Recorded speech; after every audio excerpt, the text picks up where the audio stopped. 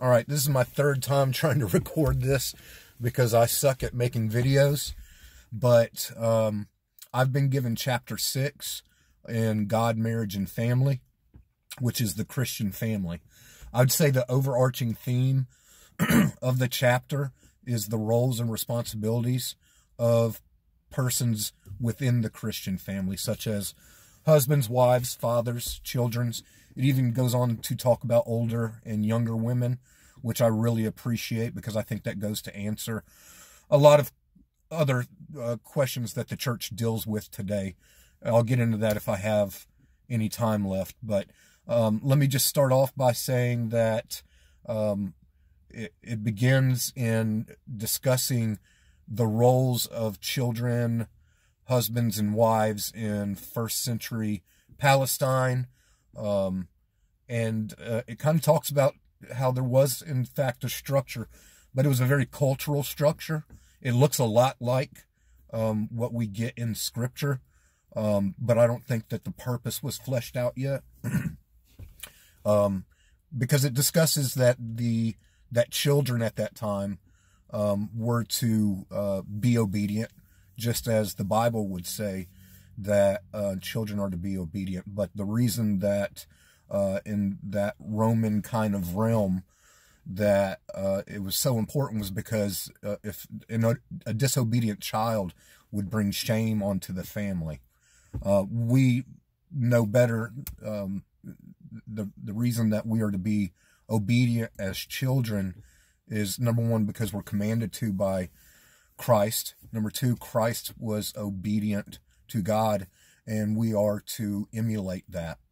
As a matter of fact, every single role that we talk about in this chapter, the point and purpose in the creation of those roles is that we would be most like the image of Christ. Not only to each other, but we would be the image of that to those who would look in on our house, in hopes that God is glorified and that we are given the opportunity to discuss the gospel with others. It discusses Jesus's relationship with children during his ministry, which I enjoyed, because it talked about how we are to come to Christ just like children do. And if we don't, we probably won't even receive the kingdom of heaven.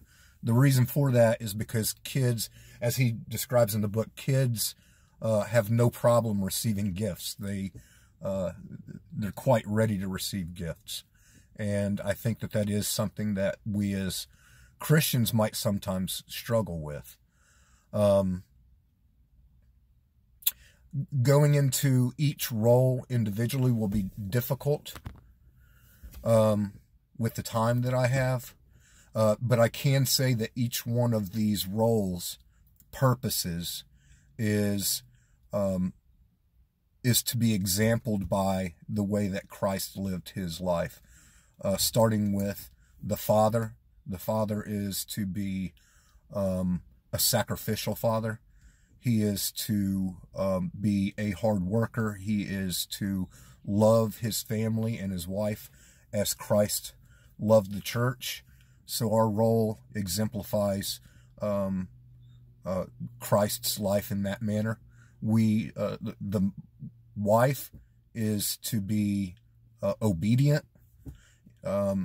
She is to willingly submit herself to the authority of a husband, which is quite difficult. But even us fathers are to do the same. Not only do we submit ourselves to God and to Scripture, but we submit ourselves to the leaders of the church, and ultimately the first amongst leaders.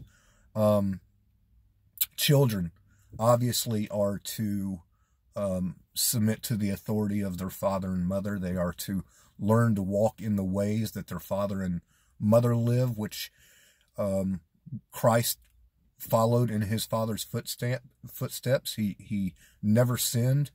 He did exactly as he was sent to do.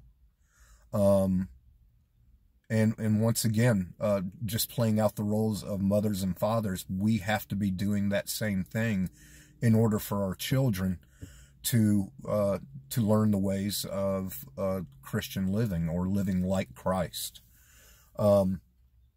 It also discusses the roles of older women and younger women.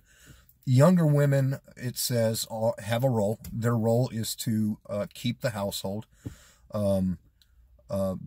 Obviously, the husbands are the overarching responsibility to the household. We are to provide for it. We are to lead it.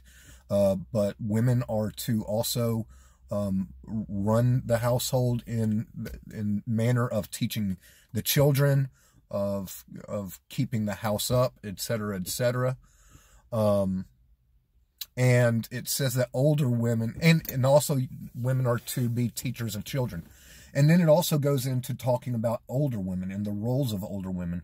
And one of the reasons I really appreciated this is because in today's times, when we start talking about the state of the church and we get into discussing theological matters such as should women be elders, I think that the Bible is quite clear, not because it simply says that women are to learn in silence, but it goes on to direct women, both young and old, as to their roles. So the men are to be the teachers, not only in the household, but in the church, whereas younger women are to be the teacher of the children, and older women are to be teachers of the younger women. So I don't think that Scripture just removes the role of pastor from a woman, but it also gives a great instruction on really what is their highest calling, which is teaching each other and teaching children to walk in the way of Jesus. That's what I got for the Christian family. I'm sure I could talk about it for another 30 minutes, but my time is up.